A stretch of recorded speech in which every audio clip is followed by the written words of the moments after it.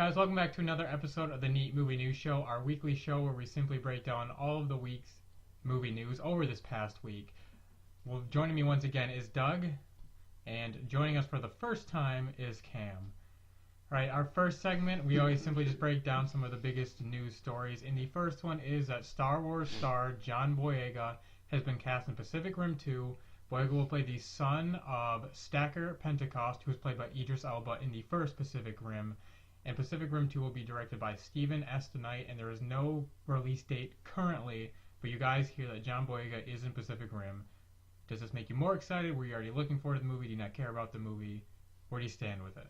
Doug, let's start with you. I feel like Pacific Rim was very enjoyable, but just very terrible acting besides everyone but Idris Elba. Even him was kind of just like the lines he was given. But I like John Boyega. And it should be more robots punching big old monsters in the face repeatedly. Exactly. So, yeah. Cam, do you like Pacific Rim, the first one? I actually never saw it because it never geez. interested me in the beginning. So, that being said, I would be willing to give it a chance just in order to see this one because I am more excited about this one. Yeah. Well, one, I had to convince both Doug and our friend Nathan to go see it. They were like, oh, this movie's going to be garbage. Man, I had a great time watching giant monsters and robots fight each other. Yeah. Like, it's just awesome. Yeah, but fun. you talked it up as gonna have like the best story of the year, which it was not. I never once said this movie's got the best story of the year. But I think one thing, so I'm very excited for this. I'm sure it'll be even more over the top than the first one, which is kind of ridiculous. But if you see interviews with John Boyega and even his character Finn in Star Wars, they're just like fun to watch. So I feel like his personality will fit like just over the top stupidness. And Steven S. Knight is somebody that I think is actually a really cool choice to direct us. He's been the showrunner on the first season of Daredevil on Netflix, which I really, really enjoyed. So he knows how to do really good action. So I think that'll translate well for robots punching giant creatures in the face. I don't know. Is the story still in the Pacific, or is it like... It's on the rim. I don't know. Or is it Atlantic or Indian Rim? I'm sure it'll still be called Pacific Rim. Atlantic. Antarctic. I'm sure it'll be like Pacific Rim something. Colon? Yeah. Something? I'm not sure. Colon, then the actual word. Because I don't know if the portal or whatever that was at the bottom of the Pacific Ocean will open up again. Spoilers. I don't know. I mean, they tell you in the first 3 minutes, so I mean that they 20, probably that said in the 20 trailer. minute intro. That's a pretty great one. Right, our next story is that director Morton Tilden, who you guys may know from The Imitation Game, is in talks to direct the adaptation of The Shining Girl. The story follows a 1930s Chicago man who stumbles upon more or less a time machine, starts traveling through time and killing people. And I think the twist really comes as obviously he doesn't leave a whole lot of evidence. You can't find him because he doesn't exist in the time periods he's in. And the story more or less follows he travels in 1993, attempts to kill this girl who's part of the Shining Girls. I'm not really sure what that is. But she ends up surviving the attack and ends up trying to figure out who attacked her and, starts to stumble upon really all these murders that have been taken over, these random time periods that nobody seems to be able to solve. I never even heard of this book, but just from this synopsis alone, it's kind of got me interested. Just sound like something you guys would be willing to see just based on the plot alone. Doug, you can start on. Oh, all right. Plot sounds super neat, but you got to give me a trailer before I'll be excited because sure you can have a cool plot, but if your execution is going to be garbage, like Popstar, jeez, they're not going to be excited. Cam, something you want to see? Yes, I'm actually super excited just based on the plot alone. I'm actually so intrigued, I might read the book. Really? Yes. Who reads? Maybe I shouldn't wait till the trailer. Maybe I should just get a head start right there. Well, I'd probably give you a pretty good indication of it. Yeah. But then you'll be disappointed when the movie comes out because you're like, wow, this wasn't as good as the book. Now here's the major question, Dean and Doug. Yes. It's called The Shining Girls.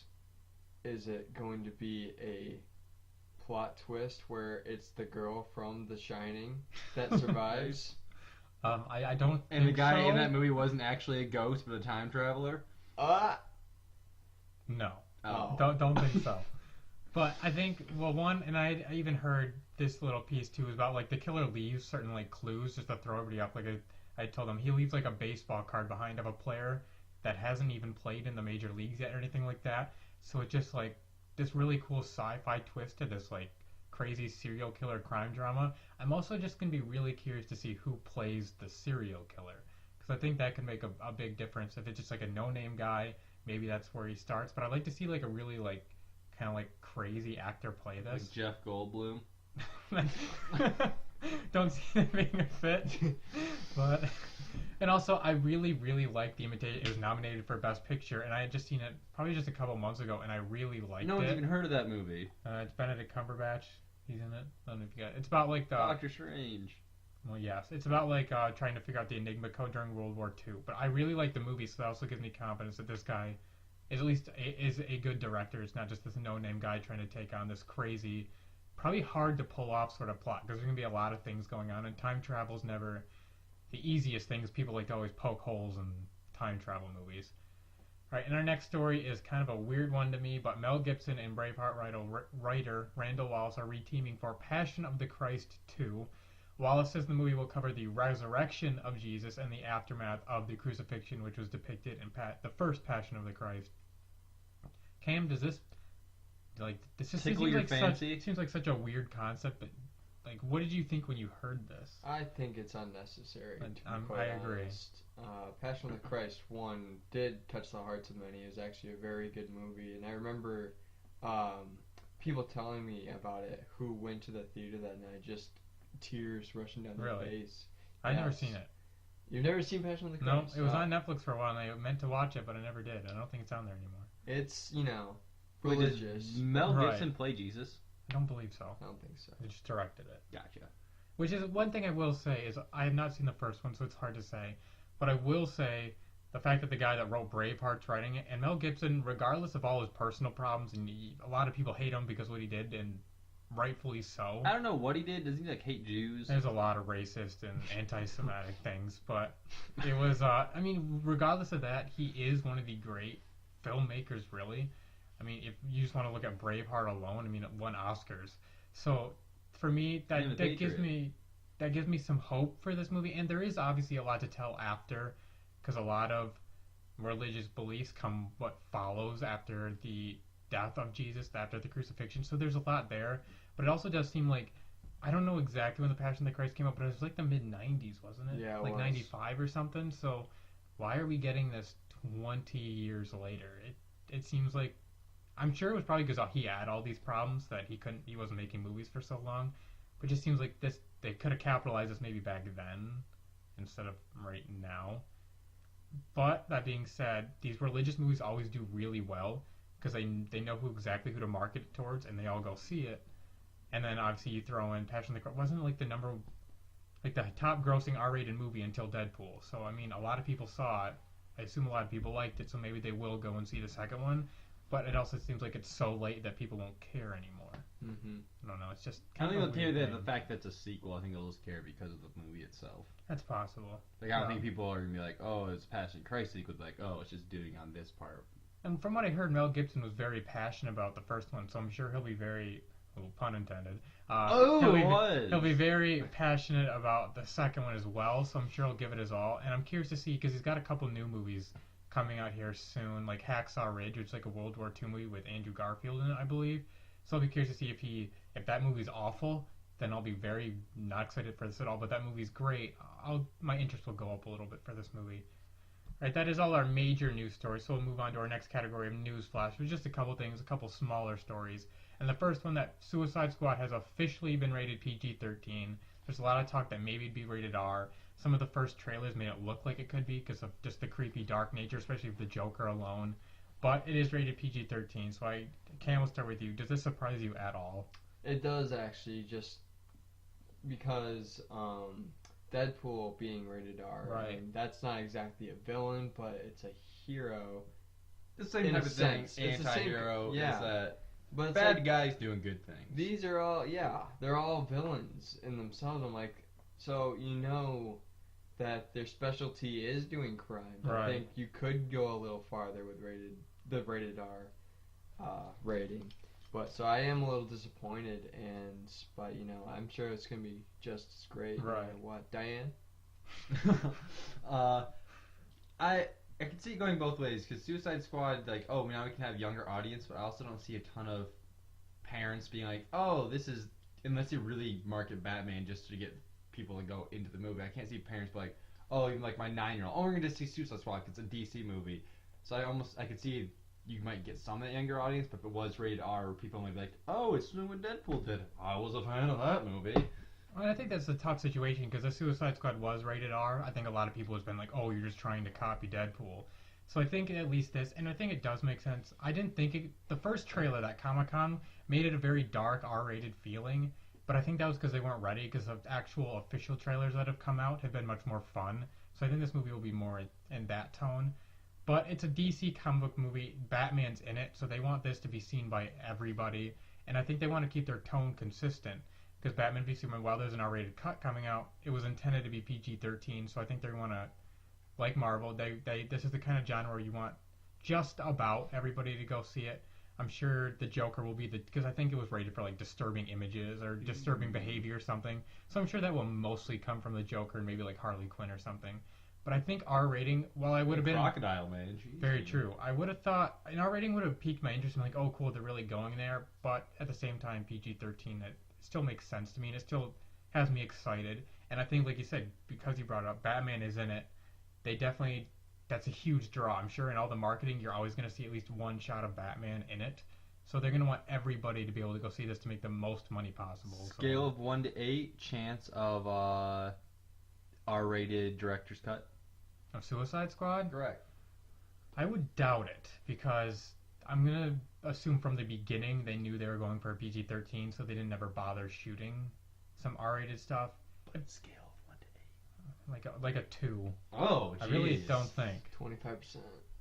Because I don't know what that equals on 1 to 8. It just doesn't seem like they would go 1 out there. of 4.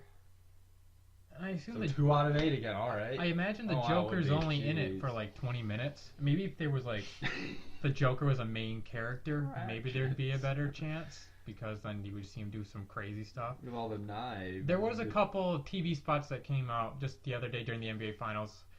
Quick 30 seconds, nothing too new. Did you guys see any of those? Nope. No. Okay, I mean, there's nothing too new. There was like one new line from the Joker. And I this is a question because so far I've been really curious to see Jared Leto. He's an Oscar winner, and everything I've seen from his Joker looked really good. But there was like one line, it just seemed like a little too cartoonish to me. Are you guys? Because I know like our friend Jake What Devlin, was the line? who was on the, it was like this is humorous or something. It's when he's sitting at that table, Oh. and it's but because I know our friend Jake Devlin was on the show last week. Really is against Jared Leto's the Joker, Hates. and I think it's just because he loves Heath Ledger. He's not able to see past it. But are you guys looking forward to this, or are you worried about this new Joker? I think. Oh, just to start off, I'm really excited because it seems like said the humorous. It seems the good mix of Mark Hamill Joker and Heath Ledger Joker. Very true. A little mixed together. Let's see if they can execute it off. But so far from the trailer, I'm gonna go into this not thinking of the past Jokers at all. Right. Like I'm just viewing this as a brand new Joker, kind of like how, like in all the video games and like the comics, he's like the Right. Joker's never really the same. It's True. always crazy, but Right. it's always different. Same general idea, Yes. but which is one of the things I hear a lot of people going, do we really need another new Joker, or can we see new villains? And it's like, to me, well, if you really think, yes, I'm sure a lot of people, because you see him in the comics, you see him in video games, you see him everywhere, but really when you think about it in the movies, there's been 2 Jokers in over a 30-year period. So there really hasn't been that many, and it looks so different to me. You can still tell he's the Joker with his personality, what he's doing, how he does look in general. Mm-hmm. And I'm just really curious to see, because we've never seen a Batman and a Joker go off that have seen each other, both in the 1989 and in the 1989 Batman and the Dark Knight. It's like their first time meeting. I'm curious to see a Batman and Joker that have known each other for at least 10, 20 years, because in 20 years for Batman v Superman, and he's got the metal teeth. It looks like Batman's punched his teeth out a couple times, which I really hope they show. I want to see that in some movie. But so that's how they're adding new elements to it. So I don't think this is going to be something where you're like, oh, I've seen this before. going back to your point and just, oh shoot, what'd you say? New Batman, Joker.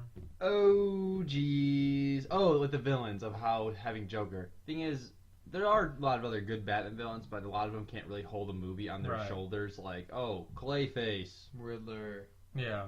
Mr. Freeze. I know a lot They're of good, people- like sub villains if you're gonna kind of do like When they two work in villains the at the same time, comics, but- a lot of them I don't think would transfer to like Mr. Freeze seems like he'd always be a weird villain to see in a movie, like a giant blue guy with a freeze gun. Yeah, Like I don't know. see it because Batman's so grounded now that I don't see it working. Just sounds too CGI. Yeah.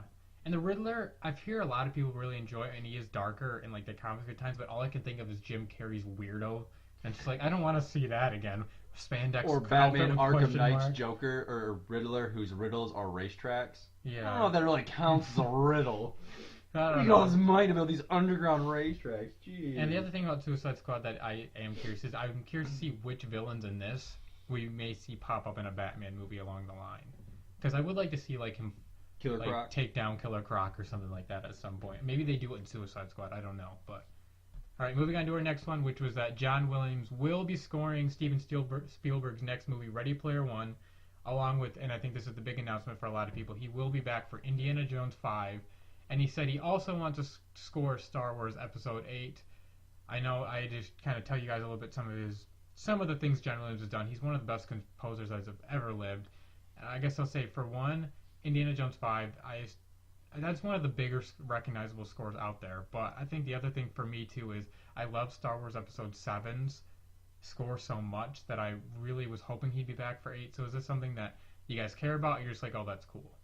Think he's on track for another Oscar, Dean. I don't know if Star Wars is it, but maybe it will be because they reuse so many themes it seems. But I actually didn't know that he wasn't scoring Episode 8. I just assumed that he I think would. a lot of people did, but at the same time, I could have seen it like kind of like J.J. Abrams did. It's just like, here, I'll come in, I'll set the tone and all that again, and then I'll just take a step back. Into the question of, am I surprised? No, because I feel like if John Williams like, hey, I want to go do Star Wars Episode 8, who's going to tell him no? No, He did all the other ones. Well, I don't think you're not anybody going would back. tell him no. It's just I don't know if he would be up because like clearly he's staying busy and he's like in his 80s. So I mean the guy's probably Sucks for him. getting ready to take a break or maybe retire a little bit. But I figured I'd use the word die. I'm not gonna go there because it's pretty Getting ready to pretty morbid thought. die. All right, that will do it for our news flash segment. Moving on to trailer talk, we've got two trailers really in one TV spot. The first trailer being for The Legend of Tarzan, which comes out pretty soon actually.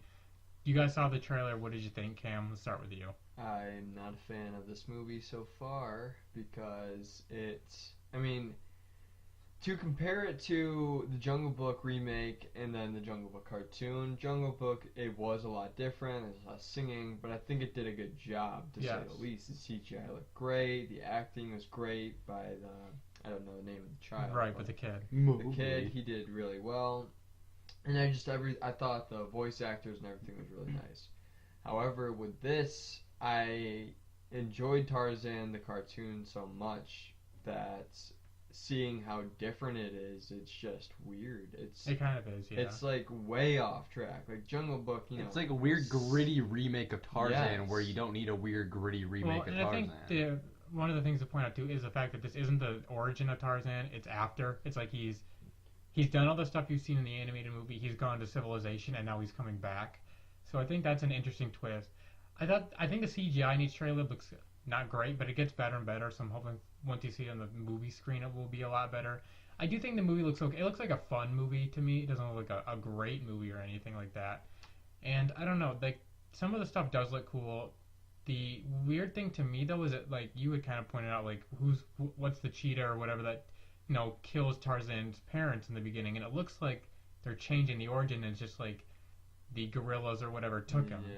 So I'm curious if that's the case or that's just what they're doing. I do think a lot of the vine swinging though that he's been doing looks pretty cool. So I'm hoping that A lot better than King of the Crystal Skulls. Also, Well, not like a the great movie. music. I thought the music was cool in the trailer. yeah, it kind of sets a cool tone to it a little bit. I'll have to wait for maybe a better trailer or just one comes out. I was gonna say that this is probably going to be the last trailer. I think it comes out like July 1st or something like that. So Oh. I can't imagine they would Wow. release another trailer. I thought this was coming out like next year. Well, alright. No, it's Less than a soon. month. Oh, sure. yeah. So I mean, it comes out really soon, and I'll look up the release date real fast. But I'm pretty sure it is July 1st. That is a Friday. Let's see. I think it's July 1st because the 4th is July 1st. So I mean, less than a month away. So I think we'll know the answer of whether it's a good movie or not pretty soon. The next actual full trailer was the second trailer for The Shallows. It's Blake Lively fighting a shark, more or less. It looks like some sort of survival movie. I thought the first trailer was pretty awful. Her name's Blake. Yeah, married to Ryan Reynolds. Yeah, and yeah. The first trailer I did not like at all. This trailer actually was a lot better. And the thing that I don't know if this was the voiceover is kind of weird and eerie. But what I thought was interesting, I don't know if this was just because of how it played, but the fact that the ending is this isn't the end or whatever, like this isn't all of it, this is just the beginning. So I'm wondering if that's like teasing you that what you've seen isn't all of it. I'll get into why I think that in a second, but for you guys, you saw this second trailer. Did you like it any better, or is this a movie you're going to skip? I'll see it. It will be a movie I see. However, it's not. I feel like it's going to fall into the cliche of a lot of waiting, like a big waiting game, such as examples of like a Godzilla sort of situation. Yeah, kind of like a Godzilla, where it's like there's a lot of build up, and then when she's like out on the water, you're just kind of there, kind of like devising the plan, executing the plan. You know, it takes a while for the shark to actually for the plot to become scary. I don't know. I think it's interesting, but shark movies, it's kind of hard to one-up them from Jaws. Very true. And that's what they're always compared to, so it's kind of tough. Doug, what do you think? I thought it's weird how the order of these trailers. I feel like this trailer should have been the first trailer because it seemed way shorter. It didn't give away nearly as much as the first one did. And I feel like the second trailer would have been, or the first trailer I thought was better because actually at one point was besides the one line, who you talking to? Well, we also know there's more people too. Yeah, true. Yeah, but this one just didn't show like almost anything. Which I think is better because it seems like the kind of movie where. But I've already seen stuff. It's sort of simple enough that you didn't need to give away too much. But what I will say is, the director, what he do like non-stop and unknown like Liam Neeson movies that are actually okay. So I like that. And this script was on the blacklist, which any of you guys don't know. It's a like list that Hollywood comes out with, which is the most unliked scripts floating around in Hollywood.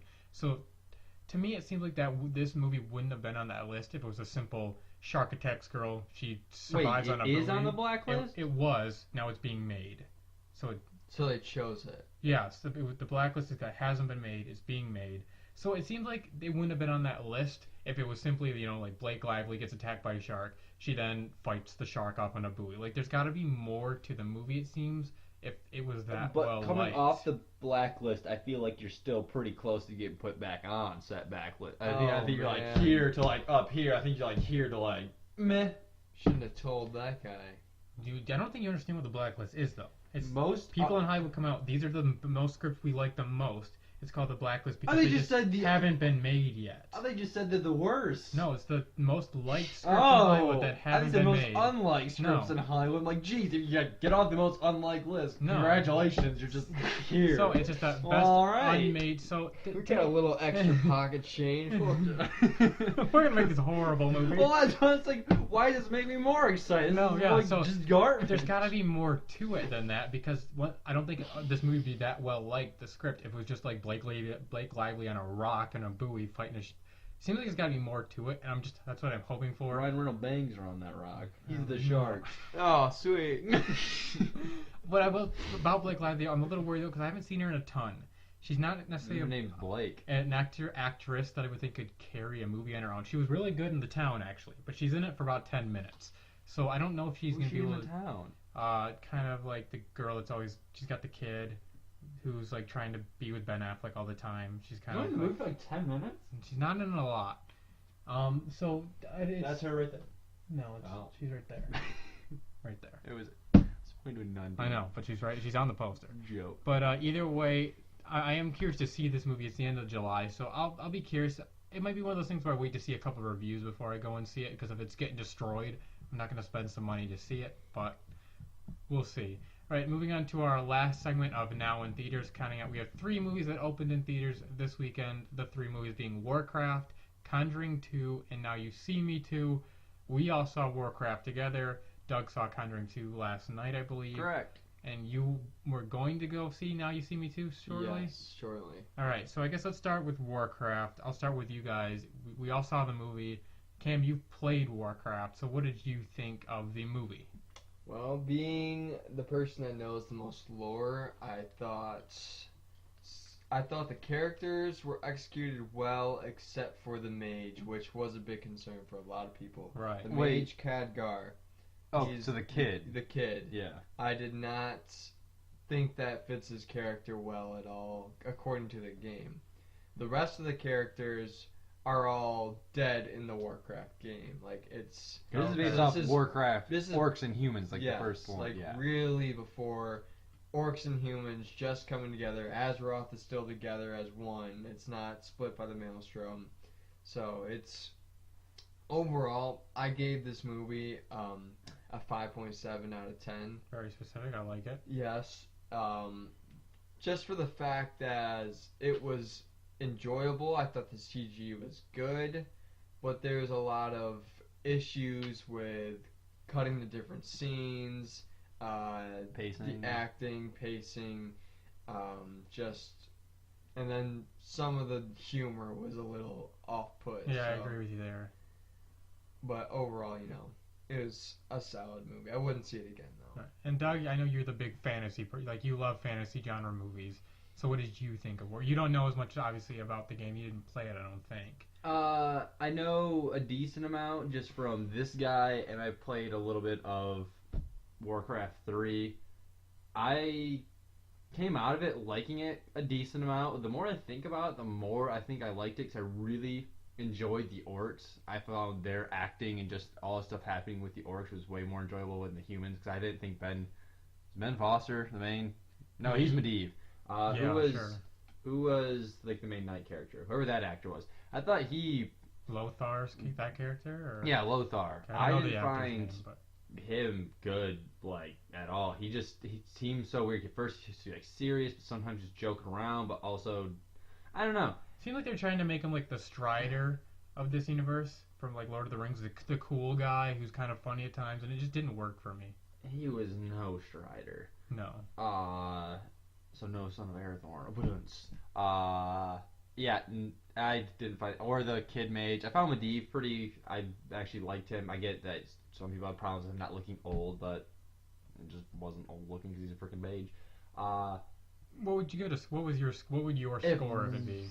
I was around what Cam's was probably coming out of the theater. The more I think about it, probably just a solid 7, just because I Okay. enjoyed the orcs so much. And I thought some of the action, which I was assuming was going to be more kind of crazy CG, the Hobbit trilogy type of movies with slashing the air, but it was actually the people in armor looked like they'd wait to it, and when they're like slashing, it actually looked like they were chopping into something, even though it was CG. It wasn't just kind of like, oh, I'm gonna be just swinging around with. No, it looked like they were encumbered by their armor. The armor did look cool. I really liked the Stormwind Knights because it was actually like real guys wearing armor, but it still had that really fancy medieval look to it compared to where Lord of the Rings is more just the realistic. Yeah, I think I probably like this movie the least. I'm not a fantasy genre person in general. I never played the game. I never seen the game. You can check out my full review on this channel, but I will say one of the biggest problems I had with this movie is I didn't feel like in the world, invested in the world. I felt like so many times it was like, okay, this is either just CGI or I'm watching actors on like a stage.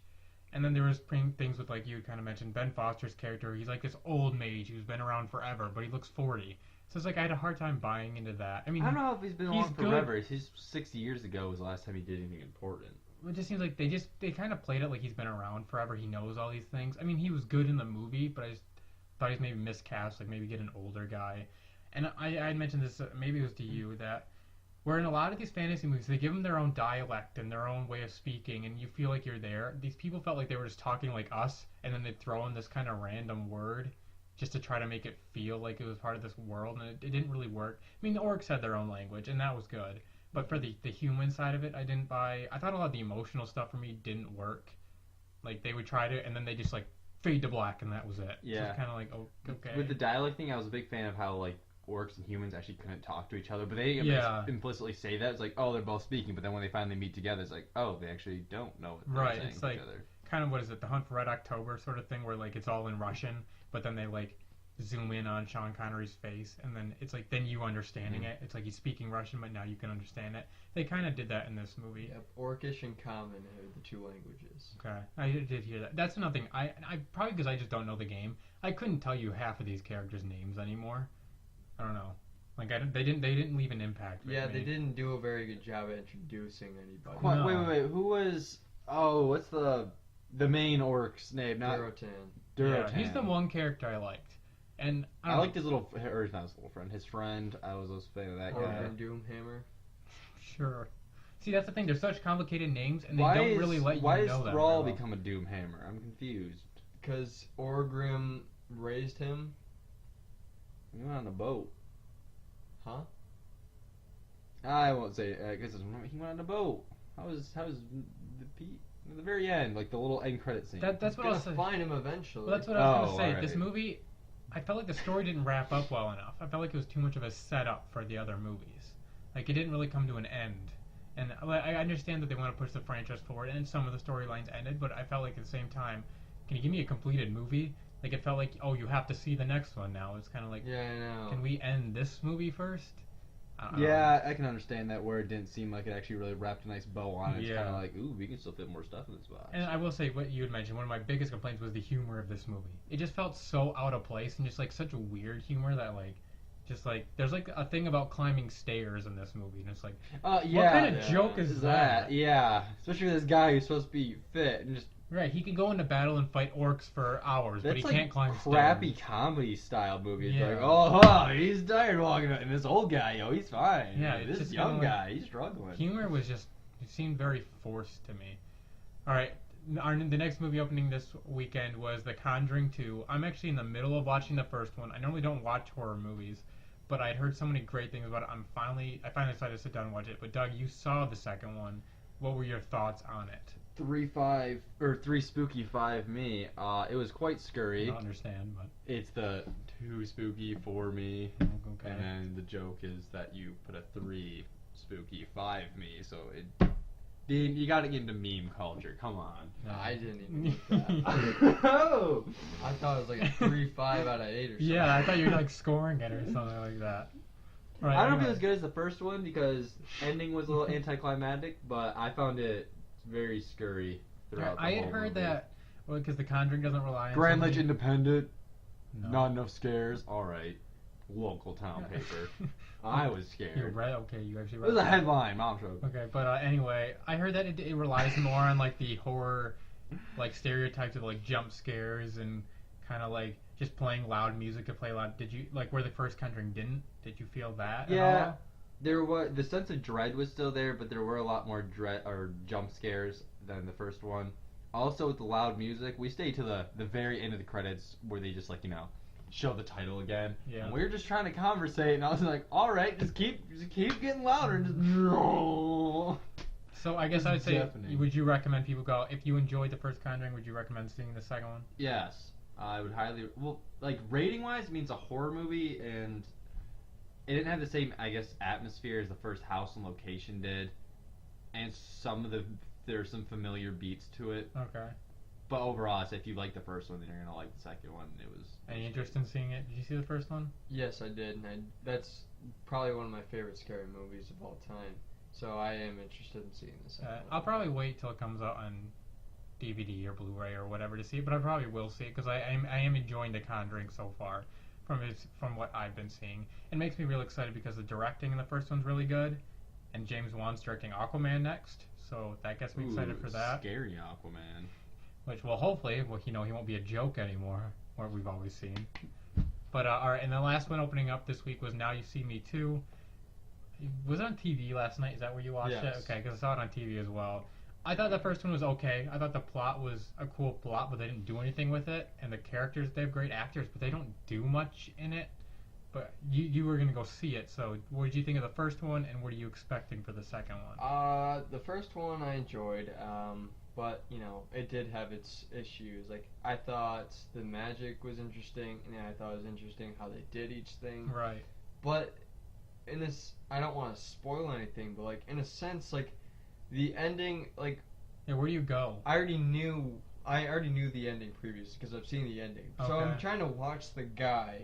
Oh yeah, okay, yep. You're trying to put it together. Trying 'cause to you know put it the together, ending. and it really doesn't work. It doesn't. No, Okay. it's So there's script no problems. possible way he's faking all this, and I don't like that. But this one, I'm having a little higher hopes. You know, they're all in the eye now, which is like this secret magician group from ancient Egypt. Just I don't know. It's a long story. So I think from the trailer, it looked a lot better. Like the magic looked better. Like with Right. the CGI and all that. Well, that was one of my concerns. Is the first one at least tried to would explain the magic. Well, this is how we actually did it. In the trailer, you see like Jesse Eisenberg's character like making water stop. So I'm like, Stops rain. are they actually Yep. doing magic now? And that kind of concerns me. Like, are you going to be like telling me they have powers? Like, Wizards. maybe they'll explain it. I'll be curious to hear from you. What do you think, Doug? Do you care about this movie at all? Nope. Did you see the first one? Yep. Okay, I guess that answers that. Yeah, I don't know. It's just not a movie. I'll probably catch it when it's on like FX or something. CGI magic, where you're trying to say it's not. There's like, it's not real at all, which is what I care about. It's like, oh, actually, how they did it. It's like, well, it doesn't matter because your camera angles and your CGI, so like you can explain it, but Right. meh. All right. Well, that will wrap up this episode of the Neat Movie News Show. Thank you guys so much for watching, and thank Oh, you you're both, welcome. Cam and Doug. Well, you didn't watch it yet. Cam and Doug for joining me on the show. Make sure you guys jump in the comments below. Let us know what you thought of any of these topics, what you're most excited for, if there's any concerns you have with any of these movies. And make sure you're following me on Twitter as well at Neat Movie News for all the latest in the world of movie news. Don't advertise it. I could. And I feel very underdressed with you guys, but it's 90 degrees outside, so I'm okay with it at this point in time. This is like one of the first times I haven't worn a bro tank. You're welcome. So you tell them that they don't want to see it? Yeah, so maybe. No, I just don't want to make them excited welcome. during the video, dude. Alright, well, either way, guys, thank you guys so much for watching, and we'll see you back here next time. Don't want to be a tease.